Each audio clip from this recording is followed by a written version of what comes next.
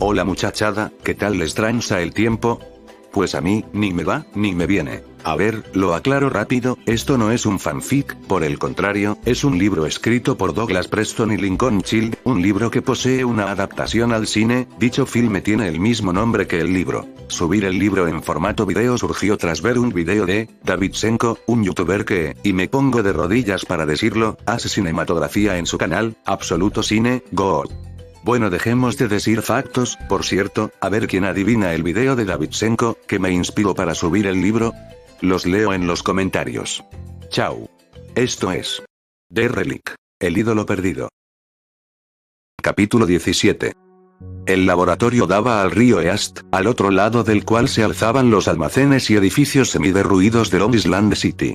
Lewis Turou se detuvo ante la ventana y contempló una enorme barcaza que, cargada de basura y rodeada de incontables gaviotas, avanzaba hacia el mar. Probablemente los desperdicios que Nueva York produce en un minuto, pensó. Turou dio la espalda a la ventana y suspiró. Odiaba Nueva York, pero había decidido vivir allí para así trabajar en uno de los mejores laboratorios genéticos del país. La otra alternativa consistía en ser empleado de una instalación mediocre enclavada en algún delicioso pueblo rural. De momento se había decantado por la ciudad, pero su paciencia comenzaba a agotarse. Oyó un pitido bajo, seguido del suave siseo de una mini impresora. Los resultados estaban saliendo. Otro pitido anunció que la impresión había concluido. El ordenador Omega 9 Parallel, valorado en $3 millones y compuesto por una hilera de grandes cajas grises que ocupaban una pared, quedó en silencio. Solo algunas luces indicaban que algo estaba ocurriendo. Era un modelo especialmente diseñado para secuenciar ADN y trazar mapas genéticos. Turou había llegado al laboratorio 6 meses antes atraído por aquella máquina. Sacó el papel de la bandeja y lo examinó. La primera página contenía un resumen de los resultados, seguido de una secuencia de los ácidos nucleicos detectados en la muestra. A continuación, se extendían columnas de letras que identificaban las secuencias primarias y los mapas genéticos del grupo objetivo. En este caso, el grupo objetivo lo componían felinos de gran tamaño. Habían solicitado comparaciones genéticas con el tigre asiático, el jaguar, el leopardo y el lince. Turou había añadido la pantera, puesto que su genética era bien conocida. El grupo de control elegido para comprobar que el proceso de comparación genética había sido el correcto y la muestra acertada, era, como de costumbre, el Homo sapiens. Examinó el resumen. Prueba 3345 a 5990. Muestra. Lab. CRIM. Nigla, 33. Resumen. Grupo objetivo. Pantera Leo, porcentaje de conciencia 5,5%. Grado de confianza 4%. Pantera Onca, porcentaje de conciencia 7,1%. Grado de confianza 5%. Félix Lynx, porcentaje de conciencia 4,0%. Grado de confianza 3%. Félix Rufa, porcentaje de conciencia 5,2%. Grado de confianza 4%. Acinonyx jubatus, porcentaje de conciencia 6,6%. Grado de confianza 4%. Grupo de control. Homo sapiens, porcentaje de conciencia 45,2%. Grado de confianza 33%. Bien, esto es una chorrada, pensó. La muestra coincidía más con el grupo de control que con el grupo objetivo, exactamente lo contrario de lo que tendría que haber sucedido. Había solo un 4% de posibilidades de que el material genético perteneciera a un gran felino, y un 33% de que perteneciera a un ser humano. Un 33%, demasiado bajo, pero dentro de la probabilidad.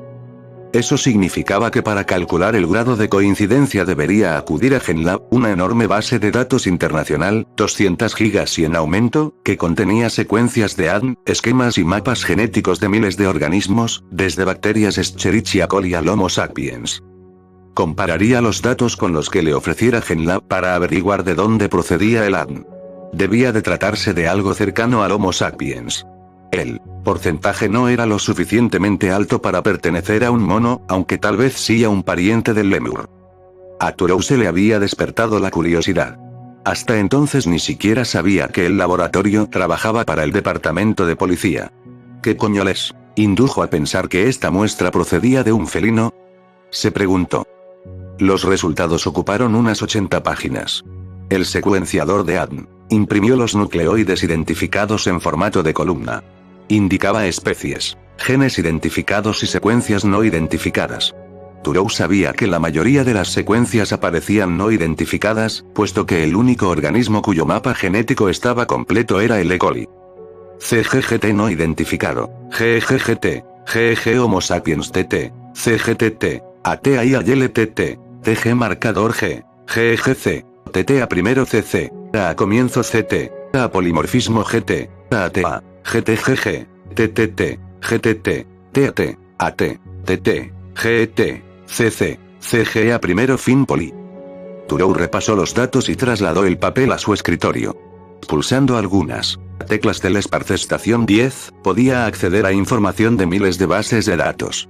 Si el Omega 9 no poseía la información que buscaba, se conectaría automáticamente con Internet y encontraría un ordenador que la contuviera. Examinó la hoja impresa con más atención y frunció el entrecejo. Debe de tratarse de una muestra deficiente, pensó. Demasiado ADN sin identificar. A no identificado AT Miractileus. AT no identificado T Turcicus. AT no identificado C Cont. AT no identificado TC. AT no identificado CC. AT no identificado TG. TT no identificado GG. GG no identificado GG. GG no identificado GG. Aemidactylus turcicus GG Emidactylus TT GG turcicus. TGGG. GEC. GET. TG. CA. AC. Dejó de pasar las páginas. Había algo muy extraño. El programa había identificado una cadena de ADN como perteneciente a un animal llamado Hemidactylus turcicus. ¿Qué coño es eso?, pensó Turow. La base de datos de nomenclatura biológica se lo aclaró. Nombre común, gecko turco. ¿Qué?, pensó Turow. Tecleó expandir. Hemidactylus turcicus, gecko turco. Zona de distribución original, norte de África. Actual zona de distribución biológica, Florida, Brasil, Asia Menor, norte de África. Lagarto de tamaño medio de la familia Gecko. Geckonidae, arbóreo, nocturno, carece de párpados móviles. Turow abandonó la base de datos mientras la información todavía desfilaba. Era absurdo, sin duda. ADN de lagarto y ADN humano en la misma muestra. No era la primera vez que ocurría algo semejante. No podía echar la culpa al ordenador. Era un procedimiento inexacto, y de cualquier organismo solo se conocían pequeñísimas fracciones de las secuencias de ADN. Revisó la lista impresa. Menos del 50% de las coincidencias eran humanas. Una proporción muy baja, suponiendo que el sujeto fuera humano, aunque no imposible en una muestra deficiente. Y siempre existía la posibilidad de la contaminación. Un par de células extraviadas podían arruinar todo un muestreo. Esta última posibilidad se le antoja cada vez más plausible. Bien, ¿qué se puede esperar del Departamento de Policía de Nueva York?, se dijo. Ni siquiera eran capaces de pillar al tipo que vendía crack en la esquina de su edificio. Prosiguió el examen. Espera, pensó, aquí hay otra secuencia larga. Tarentola mauritánica. Se introdujo en la base de datos y tecleó el nombre. La pantalla le informó Tarentola mauritánica, lagartija. Un respiro, por favor, pensó. Esto es una tomadura de pelo. Echó un vistazo al calendario. El 1 de abril era el sábado. 3. Echó a reír. Una broma muy buena, cojonuda. Nunca hubiera pensado que al viejo Buchholz se le ocurriría tomarle el pelo de aquella manera. Bien, él también tenía sentido del humor. Empezó el informe. Muestra la 33. Resumen. Muestra identificada de forma concluyente como Homo geckopiens, nombre vulgar, hombre gecko. En cuanto hubo terminado el informe, lo envió arriba. Después fue a buscar un café, sin dejar de reír. Se sentía orgulloso de cómo lo había manejado. Se preguntó de dónde demonios había sacado Buchholz las muestras de gecko. Debió de comprarlas en una tienda de animales domésticos. Imaginó a Buchholz mezclando muestras de células de 2 o 3 geckos con unas pocas gotas de sangre. Vamos a ver qué hace el novato de Turow con esto. Cuando regresó al laboratorio con el café, Turow lanzó una carcajada estentórea. Descubrió que Buchholz estaba esperándole, muy serio. Capítulo 18. Miércoles. Frog, sentado en la silla de ruedas, se enjugó la frente con un pañuelo Gucci. Siéntese, por favor, invitó a Margo. Gracias por venir tan deprisa.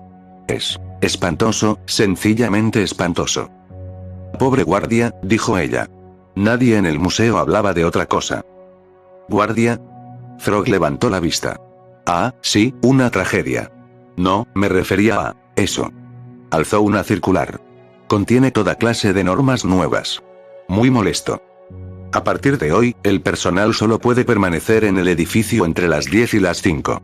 Queda prohibido trabajar hasta tarde o acudir los domingos. Se apostarán guardias en cada departamento. Habrá que firmar cada vez que se entre y salga del departamento de antropología. Se pide que llevemos encima en todo momento alguna identificación. De lo contrario, resultará imposible acceder al museo. Siguió leyendo. Veamos. ¿Qué más? Ah, sí. Procure permanecer en la medida de lo posible en su sección asignada. Y he de advertirle que debe evitar entrar sola en las zonas aisladas del museo. Si necesita ir a alguna parte, intente que alguien la acompañe. La policía interrogará a quienes trabajan en el sótano antiguo. Usted ha de presentarse a principios de la semana que viene. Se prohíbe el acceso a varias secciones del museo. Dejó la circular sobre la mesa. Margo vio que incluía un plano del piso con las zonas prohibidas sombreadas en rojo. No se preocupe, añadió Frog. Su despacho se halla fuera de la zona. Fantástico, pensó ella. Precisamente fuera, donde el asesino estará acechando. Parece una solución bastante complicada, profesor Frog. ¿Por qué no se han limitado a cerrar todo el museo? No me cabe duda de que lo propusieron, querida. Estoy seguro de que Winston les disuadió de ello. Si Supersticiones no se inaugura en la fecha prevista, el museo tendrá graves problemas. Señaló la circular. Damos por zanjado el asunto. Hay otras cosas de las que quiero hablar con usted. Margo asintió. El museo tendrá graves problemas. Su compañera de despacho, al igual que la mitad del personal, había telefoneado aquella mañana para avisar que estaba enferma.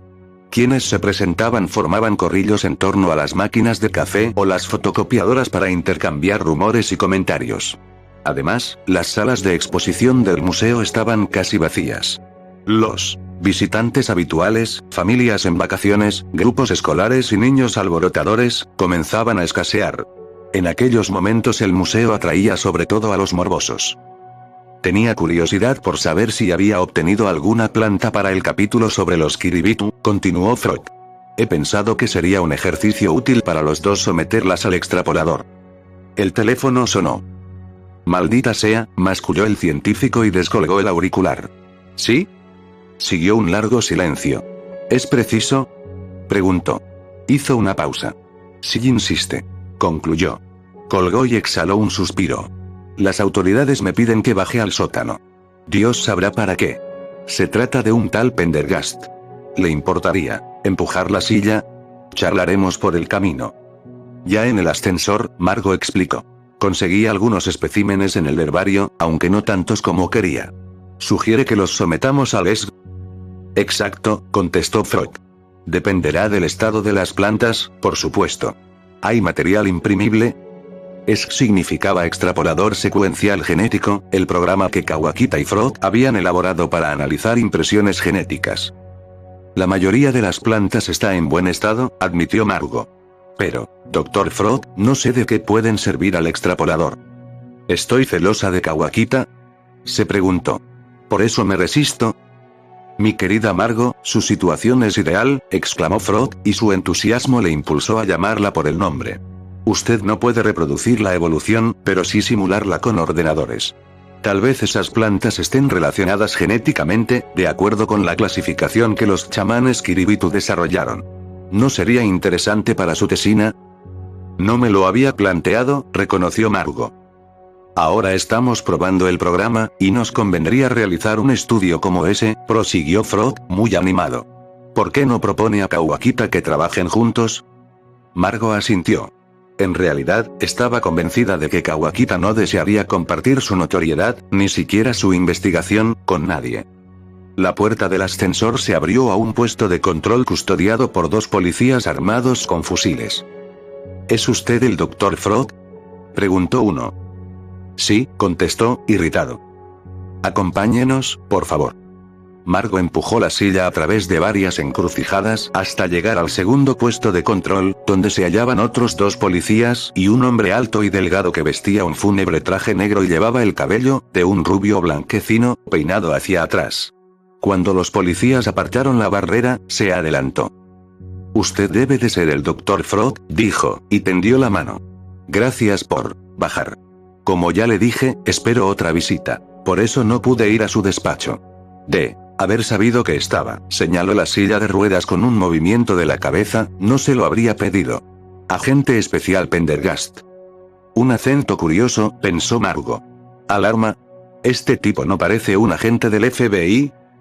«No importa», dijo Frog, apaciguado por la cortesía de Pendergast. «Esta es mi ayudante, la señorita Green». Margo estrechó la fría mano de Pendergast. «Es un honor conocer a un científico tan distinguido como usted», continuó el agente. «Espero disponer de tiempo libre para leer su nuevo libro». «Gracias. En él, usted aplica la denominada ruina del jugador a su teoría de la evolución, ¿no es cierto? Siempre he considerado que apoyaba su hipótesis bastante bien, sobre todo si da por sentado que la mayoría de los géneros surgen cerca de la frontera absorbente». Frog se irguió en la silla. «Bien, pensaba incluir ciertas referencias a eso en mi próximo libro». Daba la impresión de que no encontraba las palabras. Pendergast indicó con un cabeceo a los 2 agentes que volvieran a colocar la barrera. «Necesito su ayuda, Dr. Frog», murmuró. «Cuente con ella». A Margo le asombró la rapidez con que Pendergast se había granjeado la simpatía de su tutor. «Debo pedirle que, de momento, guarde en secreto esta conversación», dijo Pendergast. «¿Me da su palabra? ¿Y usted, señorita Green?» «Por supuesto», contestó Frog. Margo asintió. El agente hizo una seña a uno de los policías, que de inmediato le entregó una bolsa de plástico grande con una etiqueta en que se leía la palabra prueba. Extrajo de ella un objeto pequeño y oscuro que tendió a Frog. «Lo que tiene en sus manos es el molde en látex de la garra encontrada en uno de los niños asesinados la semana pasada». Margo se inclinó para examinarla. Curvada y mellada, debía de medir alrededor de 2,5 centímetros. «Una garra», musitó Frog, observándola detenidamente. «Muy extraña. Yo diría que se trata de una falsificación». Pendergast sonrió. «No hemos logrado identificar su origen, doctor, pero dudo de que sea una falsificación. En el canal de la raíz se ha detectado un poco de materia que están secuenciando para analizar el ADN. Los resultados son aún ambiguos, y los análisis continúan». Frog enarcó las cejas. «Interesante. Y ahora mire esto», dijo Pendergast al tiempo que introducía la mano en la bolsa y sacaba un objeto mucho mayor. «Es una reconstrucción de lo que desgarró al niño». Se lo entregó a Frog. Margo miró el molde con desagrado. En un extremo, el látex aparecía moteado y deformado, mientras que en el otro los detalles se presentaban claros y bien definidos. Terminaba en 3 garras engarriadas. Una central, grande, flanqueada por 2 más cortas. «¡Santo cielo!», exclamó Frog. «Parece de un saurio». «¿Saurio?», preguntó Pendergast, escéptico. «De un dinosaurio», dijo Frog. «Un típico miembro delantero de ornitisquio, diría yo, con una diferencia. Fíjese aquí. El dígito central es muy grueso, en tanto que las garras son demasiado pequeñas». Pendergast arqueó las cejas en señal de sorpresa. «Bien, señor», dijo lentamente, «nos inclinamos hacia los felinos de gran tamaño, o hacia algún otro mamífero carnívoro. Usted sabrá, señor Pendergast, que todos los depredadores mamíferos tienen 5 dedos». «Por supuesto, doctor. Si me lo permite, me gustaría explicarle nuestra hipótesis». «Desde luego». «Una teoría se basa en que el asesino está utilizando esto», alzó el miembro, «como arma para despedazar a sus víctimas. Sospechamos que lo que sostengo en la mano es la imitación de algún objeto fabricado por una tribu primitiva a partir de, por ejemplo, un miembro delantero de jaguar o león. Al parecer el ADN está deteriorado. Tal vez se trate de una pieza antigua, propiedad del museo, que fue robada con posterioridad». Frog había bajado la cabeza hasta apoyarla sobre el pecho. Se produjo un silencio solo roto por los pasos de los policías que vigilaban las barreras. Frog habló por fin. ¿Se detectó alguna garra rota en las heridas del guardia asesinado? Una buena pregunta. Compruébelo usted mismo. Introdujo la mano en la bolsa de plástico y extrajo una pesada placa de látex. Un rectángulo largo con 3 salientes mellados en el centro. Este es un molde de las heridas abdominales del guardia, explicó Pendergast. Margo se estremeció.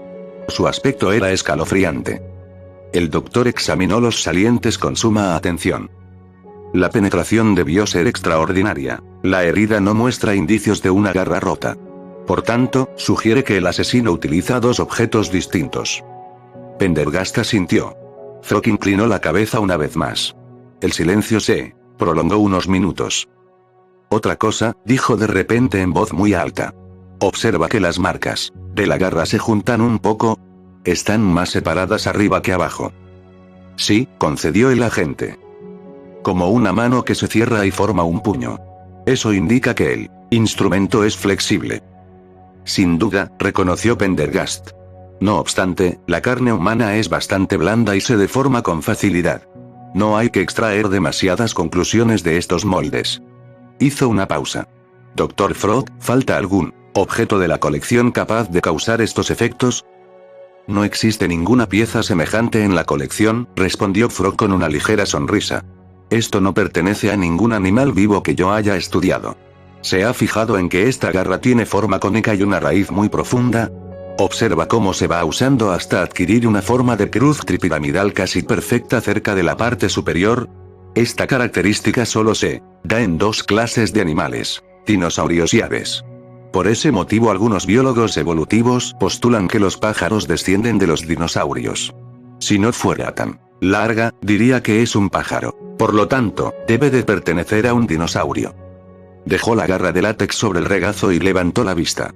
Una persona inteligente familiarizada con la morfología del dinosaurio podría ser capaz de moldear una garra como esta, desde luego, y utilizarla como arma mortal. Supongo que habrán analizado el fragmento original para averiguar si está compuesto de materia biológica auténtica, como por ejemplo queratina, o de material inorgánico.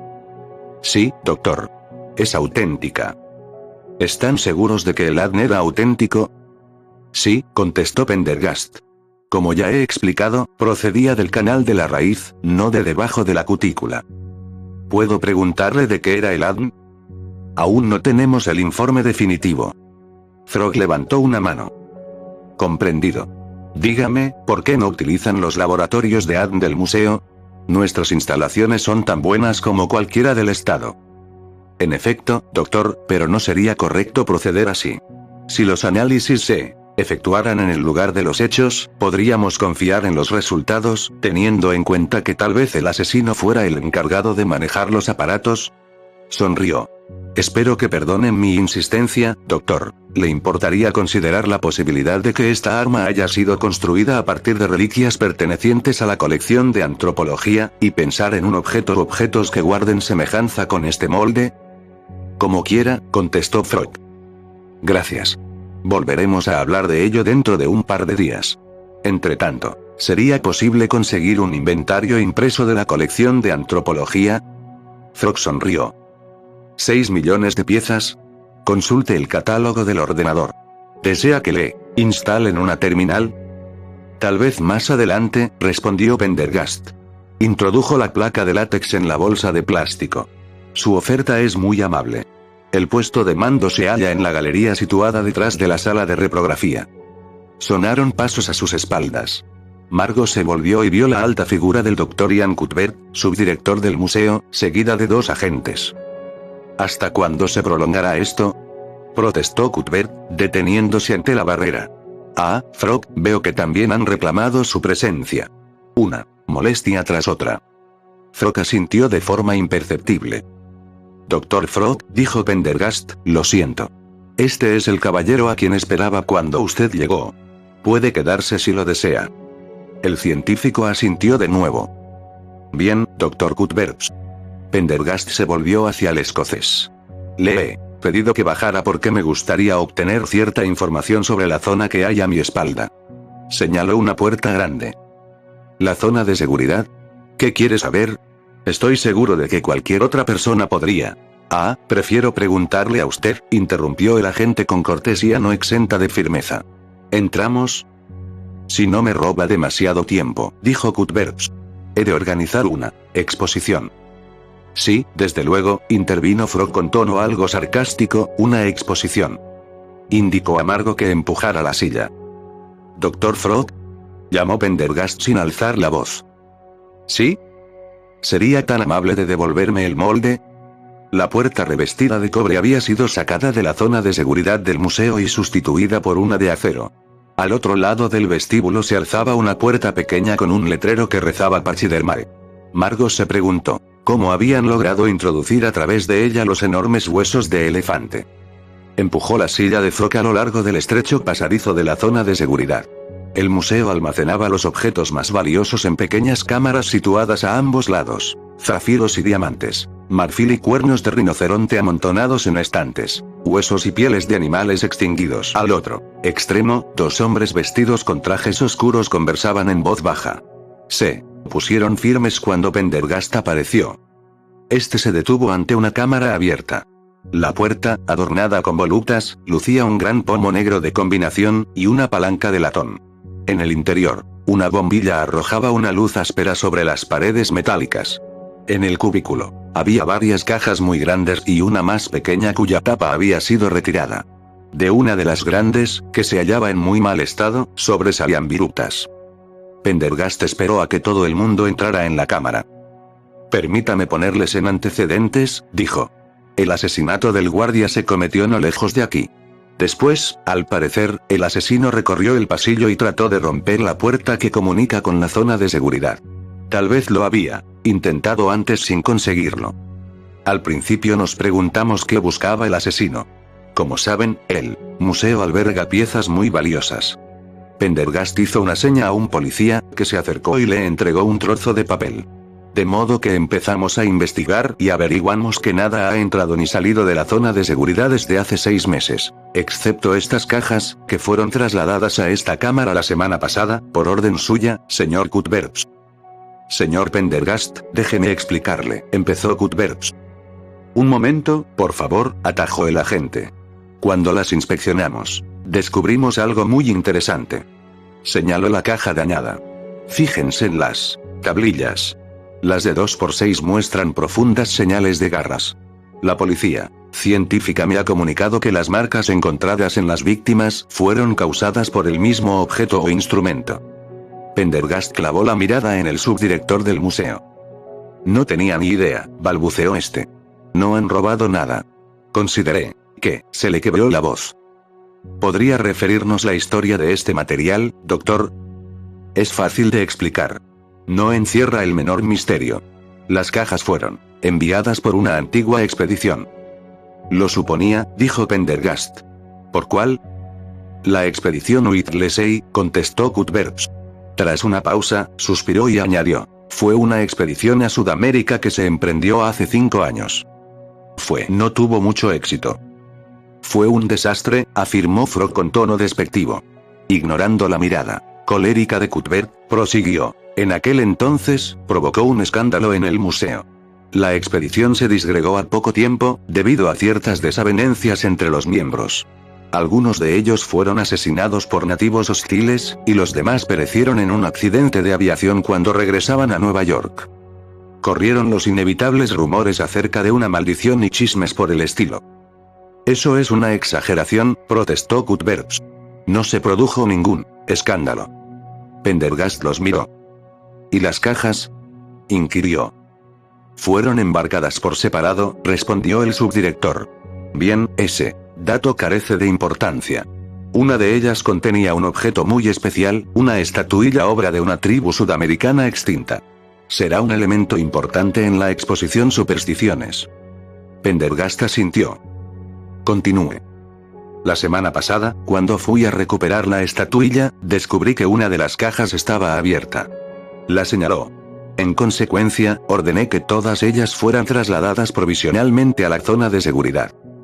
¿Qué robaron? Bien, eso es lo más sorprendente. No faltaba ningún objeto. Solo la estatuilla ya vale una fortuna, pues se trata de una pieza única, perteneciente a la tribu Kotoga, que se extinguió hace años. Así pues, ¿no faltaba nada? Preguntó Pendergast. Bueno, nada importante. Por lo visto, habían desaparecido las vainas de semillas, o lo que fueran. Maxwell, el científico que las empaquetó, murió en el accidente de avión, cerca de Asunción. ¿Vainas?, preguntó Pendergast. No sé qué eran, la verdad. A excepción del material antropológico, no sobrevivió ninguna clase de documentación. Solo contábamos con el diario de Whittlesey. Cuando llegaron las cajas, se realizó cierto trabajo de reconstrucción, pero desde entonces, se interrumpió. «Será mejor que me hable de esa expedición», pidió Pendergast. «No hay mucho que contar. Se organizó para rastrear las huellas de la tribu Kotoga y llevar a cabo una exploración y compilación generales en una zona muy remota de la selva tropical. Creo que los trabajos preliminares calculaban que el 95% de las especies vegetales eran desconocidas para la ciencia.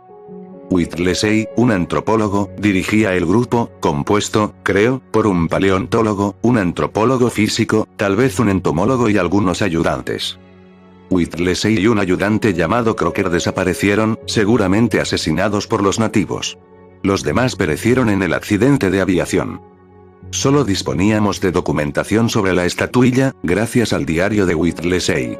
El resto del material es un misterio. No hay datos de dónde fue encontrado, nada. ¿Por qué ha permanecido el material en estas cajas durante tanto tiempo?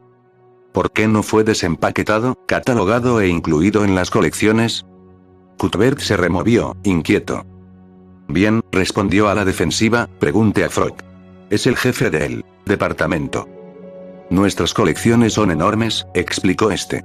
Hay huesos de dinosaurio guardados desde los años 30 que nunca han sido examinados. Se precisa de tiempo y dinero para restaurar esas cosas. Suspiró. En este caso particular, sin embargo, no fue un simple descuido. Según recuerdo, se prohibió al Departamento de Antropología ocuparse de esas cajas cuando se recibieron.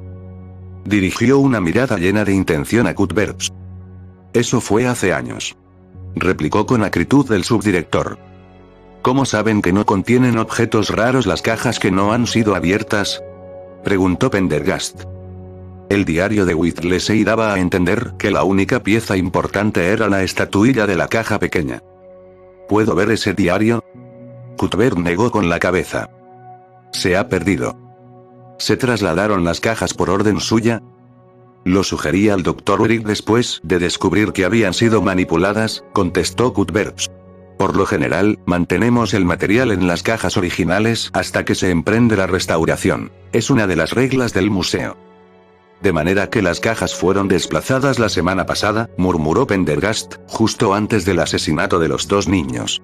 ¿Qué podía buscar el asesino? Miró a Cuthbert.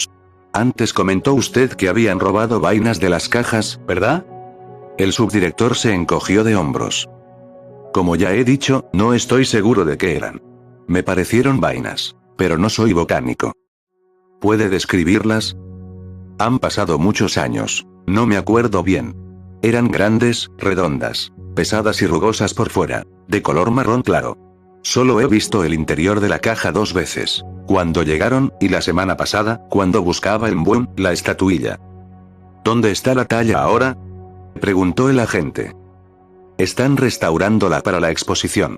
Ya tendría que estar en la vitrina, porque hoy acaban los preparativos. ¿Sacó algo más de la caja? No. Solo la estatuilla. Me gustaría verla, dijo Pendergast. Cuthbert se rebulló, irritado. Ya la verá cuando se inaugure la exposición. La verdad, no sé qué pretende. ¿Por qué perder el tiempo con una caja rota cuando hay un asesino suelto por el museo? Frog carraspeó. Margo, acérqueme más, por favor, pidió. Ella empujó la silla hasta las cajas. El hombre se inclinó con un gruñido para examinar las tablillas rotas. Los demás lo contemplaron en silencio. Gracias, dijo. Se irguió y miró a los presentes. Hagan el favor de observar que estas tablillas están estriadas tanto por fuera como por dentro. Señor Pendergast, ¿no nos estamos dejando llevar por las suposiciones? Yo nunca me dejo llevar por las suposiciones, replicó el agente del FBI con una sonrisa. Pues está haciéndolo, insistió Frog. Todos ustedes dan por sentado que alguien, o algo, rompió la caja desde fuera. Se produjo un repentino silencio en la cámara. Margo percibió el olor del polvo en el aire, y el tenue aroma de las virutas de madera. De pronto Cuthbert lanzó una carcajada estentórea que despertó ecos en la cámara. Cuando se dirigían al despacho de Frog, este se mostraba muy animado. ¿Ha visto ese molde?, preguntó a Margo. Atributos propios de las aves, morfología de dinosaurio. Esto podría ser lo que esperaba. Apenas podía disimular su entusiasmo. Pero, profesor Frog, el señor Pendergast sospecha que fue construido como una especie de arma, se apresuró a replicar la joven. Mientras hablaba, se dio cuenta de que ella también quería creerlo. Paparruchas, masculló Frog. No experimentó la sensación, al ver el molde, de observar algo familiar, aunque extraño por completo. Estábamos contemplando una aberración de la evolución, la confirmación de mi teoría. Una vez en el despacho, el científico extrajo un cuaderno del bolsillo de la chaqueta y empezó a garrapatear. Profesor, ¿cómo podría un ser semejante? Margo se interrumpió, cuando la mano de Frog se cerró sobre la suya. Mi querida muchacha, hay más cosas en el cielo y en la tierra, como Hamlet señaló. No siempre debemos especular. En ocasiones basta con observar. Hablaba en voz baja, temblando de excitación. No podemos desperdiciar esta oportunidad, ¿me oye? Maldita sea esta prisión de acero mía. Usted se convertirá en mis ojos y mis oídos, Margo. Debe ir a todas partes, buscar arriba y abajo, ser la extensión de mis dedos. Hemos de aprovechar esta oportunidad. ¿Está dispuesta, Margo? Le apretó la mano con más fuerza aún. Fin del capítulo.